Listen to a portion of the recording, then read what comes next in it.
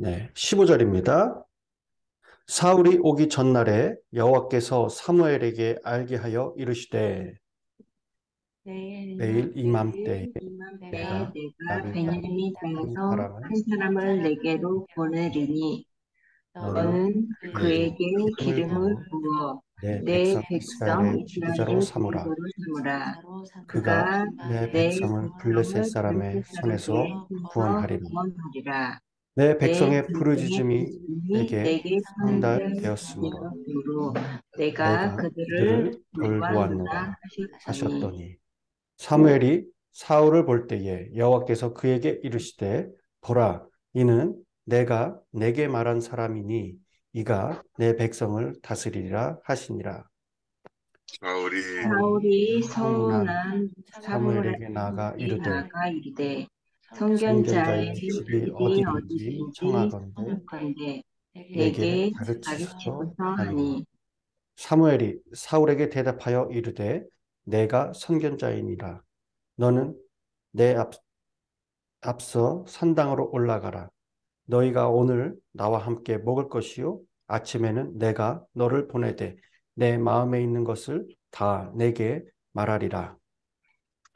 사흘 사흘 전에 전에 일은 이른 내 내 아들을 아들을 염려하지 염려하지 말라 말라 찾았느니라. 찾았느니라. 온 온 이스라엘이 이스라엘이 사모하는 사모하는 자가 자가 누구냐? 누구냐? 너와 너와 내 내 아버지 아버지의 이스라엘 온 집 집이 아니냐 아니냐 하는지라. 하는지라.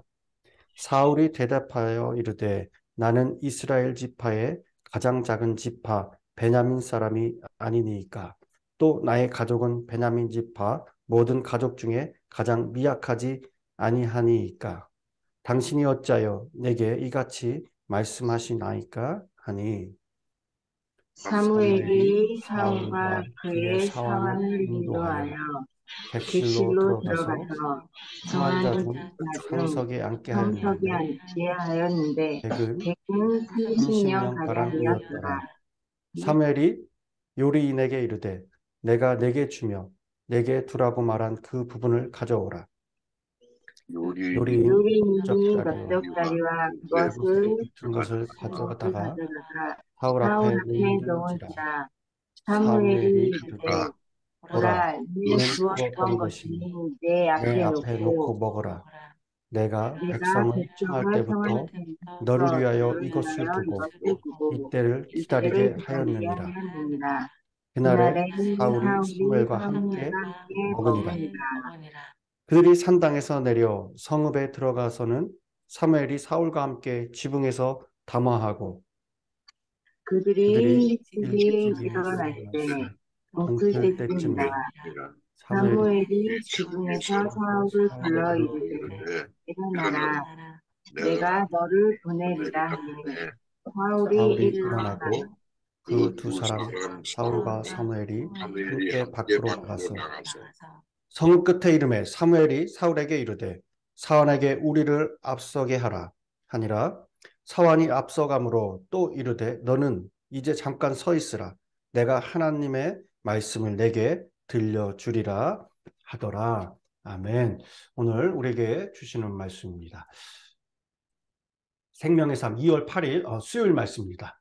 오늘 사무엘상 9장은 사울이 하나님의 섭리에 따라 이스라엘의 초대왕으로 택함받는 과정을 우리에게 보여주는 말씀으로 하나님의 섭리와 그 가운데 아주 세밀하게 인도하시는 하나님의 손길을 만나볼 수 있는 은혜의 본문입니다.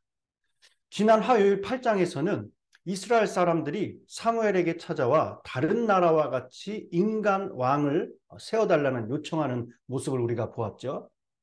하나님의 다스림을 받아야 마땅한 이스라엘이 하나님을 거부하는 내용이었습니다. 잘 보면은 정당한 주장같이 보이지만은 이스라엘에는 사울이 왕이 되기 전에도 분명한 왕이 있었죠. 바로 하나님께서 친히 그들의 왕이 되셔서 이스라엘을 다스리고 통치하셨어요. 그런데도 이스라엘이 하나님 대신 다른 왕을 찾게 된 이유는 자기들을 침략하는 이방 민족과의 차이점을 인간 왕에게서 찾았기 때문이었습니다. 이스라엘을 침략하는 다른 이방 민족은 눈에 보이는 왕이 있었던 반면에 자기들에게는 눈에 보이지 않는 하나님이 왕이었던 것이었어요. 그래서 이제는 자기들도 하나님 대신 눈에 보이는 인간 왕을 택하고 싶었던 것입니다. 그러면 그 왕이 다른 이방 민족으로부터 자기들을 지켜주고 또 설사 침략을 했을지라도 물리쳐 줄 것으로 생각을 했습니다. 하지만 이스라엘 백성이 이방 민족의 침략을 받는 것은 왕이 없었기 때문이 아니라 하나님께서 우상을 섬기는 이스라엘 백성을 징계하셨기 때문이죠. 때문에 이 사무엘은 그들의 요구에 반대를 합니다. 왜 사무엘이 반대했을까? 자기를 왕으로 세우지 않고 다른 왕을 찾았기 때문이었을까요? 결코 그런 이유가 아니었어요. 인간을 왕으로 요구하는 것을 바꿔 생각해 보면은 분명히 이스라엘에는 이미 하나님께서 그들의 왕으로서 그분의 다스림을 받고 있었음에도 이제 하나님의 다스림을 벗어나겠다라는 거죠. 이것은 영적인 반역이었습니다. 사무엘은 그들의 요구를 기뻐하지 않았지만은 하나님께서는 이스라엘 백성들의 요구를 들어주라라고 하시면서 사무엘에게 그들이 왕을 구하는 것은 너를 버린 것이 아니라 나를 하나님을 버린 것이다 책망하시며 왕을 세워주라라고 하셨어요. 그 이유는 결국 이스라엘의 왕들의 그 실패를 통해서 이스라엘의 진정한 왕은 하나님이심을 알려주시고자 한 것이죠. 그래서 이스라엘의 첫 번째 왕으로 세워진 사람이 누굽니까? 사울 왕입니다. 9장과 10장은 사울이 어떻게 왕으로 세워지게 되었는지 그 이야기를 우리에게 전해주고 있어요. 이 사울은 그동안의 주인공이 누구였죠? 사무엘과는 여러 가지 면에서 아주 대조적입니다. 처음 성경에 등장하는 모습부터 정반대의 모습이에요. 사무엘은 어머니 한나부터 나오죠. 사무엘상 1장에 보면은 한나가 어떻게 소개되고 있습니까? 사무엘을 얻기 전까지는 자식을 낳지 못했다. 그리고 그래서 같은 남편을 섬기는 분인나에게 또한 무시를 당했습니다. 또 한나는 이런 자기의 아픈 사연을 가지고 하나님께 기도를 드리는데 입술은 움직이면서 소리를 내지 않는다고 이 기도 때문에 제사장 엘리에게도 오해를 받았어요. 이렇게 한나는 그야말로 어디에서도 사람다운 대접을 제대로 받지 못했습니다. 사무엘은 바로 이런 한나의 아들로 태어났어요. 인간적으로 보면 처음에는 정말 너무나 초라한 모습이었어요. 하지만 믿음의 눈으로 보면은 사무엘은 태어날 때부터 그야말로 전적으로 하나님을 의지하는 삶 그 자체였습니다. 한나가 잉태할 때부터 사무엘은 하나님의 선물이었고 이 은혜에 감사해서 한나는 약속한 대로 사무엘을 하나님께 그렇게 드렸습니다. 이런 사무엘에 비해서 사울은 그 첫 모습을 어떻게 소개하고 있습니까? 어제 말씀 9장 1절에서 2절을 보면은 베냐민 지파의 기스라 이름하는 유력한 사람이 있으니 그는 아비엘의 아들이요 스롤의 손자요 베고라스의 증손이요 아비야의 현손이며 베냐민 사람이다. 기스에게 아들이 있으니 그의 이름은 사울이요 준수한 소년이라 이스라엘 자손 중에 그보다 더 준수한 자가 없고 키는 모든 백성보다 어깨 위만큼 컸다라고 기록하고 있습니다. 사울은 이렇게 사무엘과는 비교가 되지 않을 정도로 모든 것을 완벽하게 갖추고 있는 사람이었습니다. 그의 아버지 기스는 유력한 사람이라고 했습니다. 또 그 집안을 자랑스럽게 소개할 정도로 뿌리가 있는 명문 집안임을 소개했어요. 물론 사울은 집안만 특별한 것이 아니라 본인의 외모에 대해서도 아주 특별하게 소개하고 있죠. 어려서부터 출중한 외모와 낭성미가 흘러넘쳤습니다.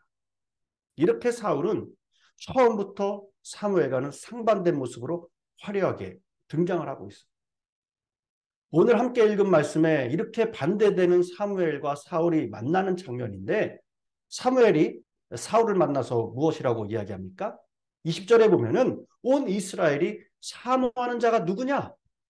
너와 내 아버지의 온 집이 아니냐라고 이야기하고 있어요. 이 본문을 세번역 성경으로 보면은 조금 더 이해가 분명해집니다. 이렇게 기록합니다. 지금 온 이스라엘 사람들의 기대가 누구에게 걸려 있는지 아십니까? 바로 그대와 그대 아버지의 온 집안입니다. 라는 거예요. 물론 사무엘은 오늘 말씀 이전에 사울을 만나본 적이 없습니다. 처음 보는 사람이에요. 하지만 하나님께서 사울을 이스라엘의 지도자, 이스라엘의 왕으로 세우셨다고 하니까 처음 보는 사람이지만은 이스라엘 백성 모두가 사울과 사울의 집안에 기대를 걸고 있다라는 거예요. 그러자 사울이 어떻게 대답합니까? 21절에 사울이 대답하여 이르되 나는 이스라엘 지파의 가장 작은 지파 베냐민 사람입니다. 또 나의 가족은 베냐민 지파 모든 가족 중에 가장 미약한데 당신이 어찌하여 내게 이같이 말합니까? 라고 하죠.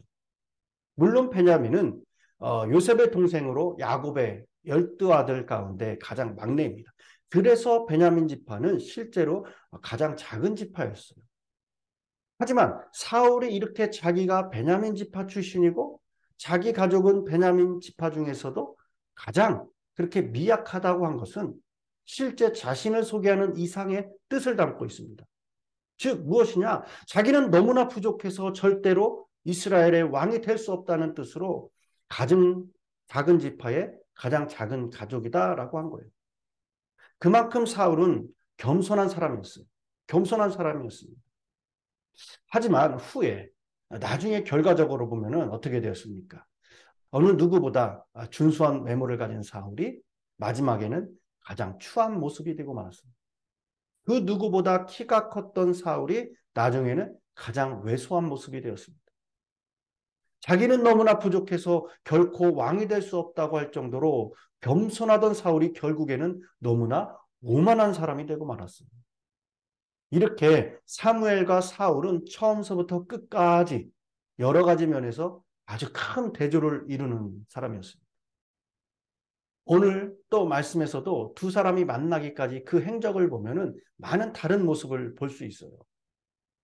사무엘은 만나기 전까지 사울은 3일 동안 계속해서 거의 맹목적으로 아버지의 잃어버린 암나귀를 찾고 있었습니다. 하지만 결국에는 아무런 성과를 얻지 못하고 말았죠. 그래서 이런 사울의 모습은 하나님께서 자기들의 왕인데도 엉뚱하게 또 다른 왕을 세우고자 하는 이스라엘 백성과 비슷하게 보일 수 있습니다.